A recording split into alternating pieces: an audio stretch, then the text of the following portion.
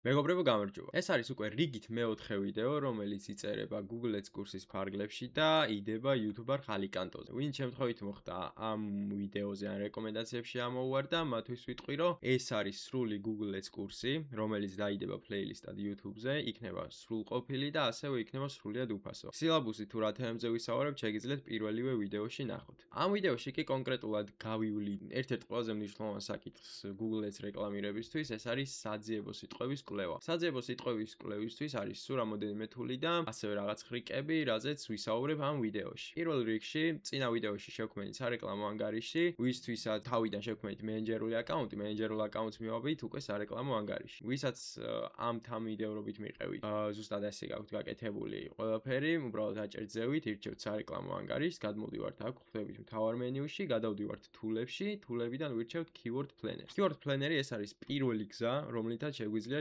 ჩვენი საძიებო სიტყვების კვლევა ჩავატაროთ. თუ რომელი სიტყვებით ეძებენ ჩვენ ბიზნესს, ან იმ სერვისს, რასაც ვთავაზობთ და კონკრეტულად იმ საკვანძო სიტყვებზე გავუშვათ რეკლამა. Keyword Planner-ში გადმოსვლისას უბრალოდ ავირჩევთ აკაუნტს, აქედან ჩვეულებრივად ავირჩევთ აკაუნტს და გვაქვს ორი ოფშენი. პირველი ეს არის, რომ ახალი სიტყვები მოვიძიოთ, რელევანტური საკვანძო სიტყვები, რომელიც ჩვენ ბიზნესს შეესაბამება. მეორე ვარიანტი არის კი, როცა უკვე გვაქვს რაღაც სია ამ საკვანძო სიტყვების, შეგვიძლია ამ საკვანძო სიტყვების ძიებები შევამოწმოთ. რამდენად ხშირად იძებნება Google-ში, აზრი აქვს თუ არა ამ სიტყვებზე რეკლამის გაშვება და ასე შემდეგ. მოდი გავიხილოთ პირველი ვარიანტი, იმიტომ რომ ჯერჯერობით საძიებო სიტყვების კვლევას ვაკეთებთ და უნდა მოვიძიოთ ის სიტყვები, რაც ჩვენთვის რელევანტურია. შევდივართ ამ ნაწილში. აქ ვწერთ ჩვეულებრივად იმ სიტყვებს, რომლებიც ვფიქრობთ, რომ ჩვენი ბიზნესისთვის არის შესაბამისი. აქ რაზეც მინდა გავამახვილო ყურადღება, რომ შეგიძლიათ აირჩიოთ ლოკაცია, ამ შემთხვევაში ჩვენ საქართველოს გვაქვს არჩეული, ნებისმიერი სხვა ქვეყანა შეგიძლიათ ჩასვათ და იმ ქვეყანაში გაიგოთ აქვს თუ არა ძიება კონკრეტულ საკვანძო სიტყვას. ასევე სასურველია მივუთითოთ ენა, რომელ ენაზეც იქნება ეგ საკვანძო სიტყვები. მაგალითად ამ შემთხვევაში არის ინგლისური. აქ ერთადერთი რაც უნდა გავითვალისწინოთ და ამ ხერხის ერთ-ერთი მინუსი ის არის, რომ ქართული შრიფტით დაწერილი საკვანძო სიტყვების search-ს არ გვაჩვენებს. აი მაგალითად, რო ავიღოთ მარკეტინგული სააგენტო. ჩვეულებრივად წერს საკვანძო სიტყვას, ვაჭერთ Enter-ს და მერე ვაჭერთ Get Results. ამის შემდგომ უბრალოდ გვეუბნება, რომ ყველა keyword-ი წაშლილია, იმიტომ რომ ქართული შრიფტით ქონდა დაწერილი. ამიტომ შეგვიძლია ჩავწეროთ ჯერ ლათინური ტრანსლიტერაციისთვის და ამისთვის გამოვიყენოთ ეს თული. ჩავწეროთ ლათინური ტრანსლიტერაციით სააგენტო დაუშვათ და ამ keyword-ის ძიებები ვნახოთ. აქ გვიგდებს შესაბამისად საკვანძო სიტყვას უკვე და გვიჩვენებს რამდენად ხშირად იძებნება ერთი თვის განმავლობაში, ანუ average monthly search. ასევე აქ გვაქვს გრაფები, სადაც გვიჩვენებს წინა წელთან შედარებით, რამდენად იკლო ამ კონკრეტული საკვანძო სიტყვის search-მა. შედარებულია მაგალითად 2025 წლის აპრილთან, როგორი ძიება იყო მობაილზე, ჯამში როგორი ძიებები იყო და ამის მიხედვით შეგვიძლია გავაკეთოთ უკვე რაღაც პროგნოზები და ვარაუდები, უფრო დაიკლო ამ საკვანძო სიტყვაზე ძიებამ და ღირს თუ არა ამ საკვანძო სიტყვებზე მაგალითად რეკლამის გაშვება თუ არა. აქ ხედავთ, რომ დადებითი ზრდა გვაქვს ამ კონკრეტულ საკვანძო სიტყვას სააგენტოზე, +22% არის, ბოლოს ამ თვეში თვალებადობა. შესაბამისად, აქ ხედავთ, რომ კონკურენციაც დაბალია და ვფიქრობთ, რომ ეს კონკრეტული საკვანძო სიტყვა ღირს, რომ გამოვიყენოთ სარეკლამოდ. მოკლედ ესე ჩვეულებრივად ვიღებთ კონკრეტულ საკვანძო სიტყვებს ვძებნით, შეგვიძლია კიდე დავამატოთ რამოდენიმე დაუშვათ მარკეტინგული და თუ იქნება კონკრეტულ საკვანძო სიტყვაზე ძიება, აქაც გვაჩვენებს რამდენად ხშირად იძებნება, თუ არ არის ძიება, უბრალოდ იშლება ესეთი საკვანძო სიტყვა. ასეთივე ტემპით ჩვეულებრივად ვაკეთებთ ჩვენი ბიზნესის მიხედვით, რასაც ვფიქრობთ, რომ შეიძლება ძიება გქონდეს საკვანძო სიტყვას ვწერთ და აქ უკვე მიახლოებით სხვა ვარიანტებსაც გვეუბნება თვითონ Google Ads-ი. მაგალითად, თუ კი ჩვენ გვაქვს რაღაც ავეჯის საწარმო, ან შოურუმი და ვყიდით ავეჯს, გვინდა რომ ამ მიმართულებით მოვიძიოთ კონკრეტული საკვანძო სიტყვები და ჩავატაროთ კვლევა, უბრალოდ ვიღებთ, წერთ ლათინურად ავეჯს და ვძებნით.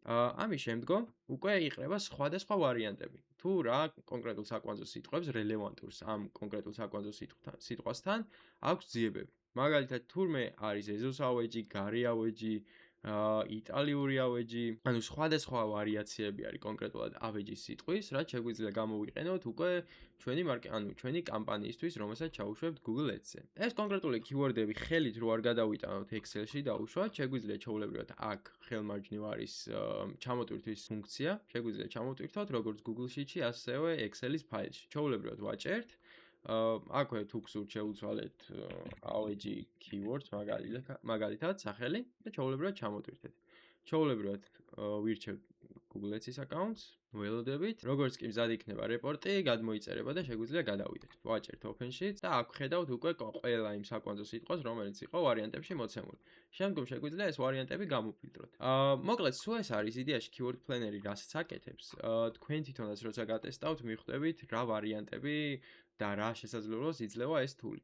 აქვე დავამატებ იმას, რომ თვითონ Google Ads-ი გთავაზობთ ვარიანტებს თუ რა შეიძლება დაამატოთ ამ keyword-ებში. ბევრს გაგიჩნდებოდა კითხვა, ქართული, ანუ ასოებით დაწერილი საკვანძო სიტყვების search-ი როგორ ვნახოთ, არის თუ არა ძიებადი. ამისთვის შეგვიძლია რამოდენიმე სხვა ხერხი გამოვიყენოთ. არსებობს ესეთი თული, რომელიც არის Ahrefs-ი. Ahrefs იდეაში არის ფასიანი თული, მაგრამ აქვს თავისი free keyword generator, თუ ჩავწერთ search-ი და გადავალთ, არის ესეთი თული, რომლითაც შეგვიძლია უფასოდ გამოვიყენოთ და თითო საკვანძო სიტყვა ვნახოთ, აქვს თუ არა ძიება საერთოდ Google-ში. ეს თული შედარებით ნაკლებად რეალურ შედეგს იძლევა, ვიდრე keyword planner-ი, თუმცა მე პირად პრაქტიკაში ძალიან ხშირად ვიყენებ და უმეტესად სწორ მონაცემებს გვაძლევს. მაგალითად, ვირჩევთ აქ ქვეყანას ჩვეულებრივად და აქ ვწერთ საკვანძო სიტყვას, რომელიც გვაინტერესებს. დაუშვათ იყოს AOG ქართული სიმბოლოებით. ვაჭერთ find keywords.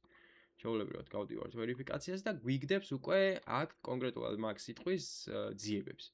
მაგალითად, კონკრეტულად სიტყვა AOG მიახლოებით არის აქ ნაჩვენები, რომ 1000-ზე ნაკლები ძიება აქვს, მაგრამ ეს იმას გვეუბნება, რომ ეს კონკრეტული keyword-ი იძებნება საქართველოში. შეგვიძლია ეს კონკრეტული საკვანძო სიტყვა გამოვიყენოთ. ასევე მოგცა სხვადასხვა ვარიაციები, რბილი AOG, აივნის AOG, საოფისი AOG, პატარა სამზარეულოს AOG, აქედან ჩვეულებრივად უყურებთ ამ საკვანძო სიტყვებს და რომელიც არის ჩვენი ბიზნესისთვის რელევანტური, ვიწერთ ცალკე Excel-ში. შეგვიძლია ეს keyword-ი მაგალითად ავიღოთ, გადავიტანოთ ამ Excel-ში, აქ დავაგროთ ჩვენი კონკრეტული რელევანტური საკვანძო სიტყვები და გვექნება რაღაც Excel-ი, სადაც მოცემული იქნება ეს საკვანძო სიტყვები.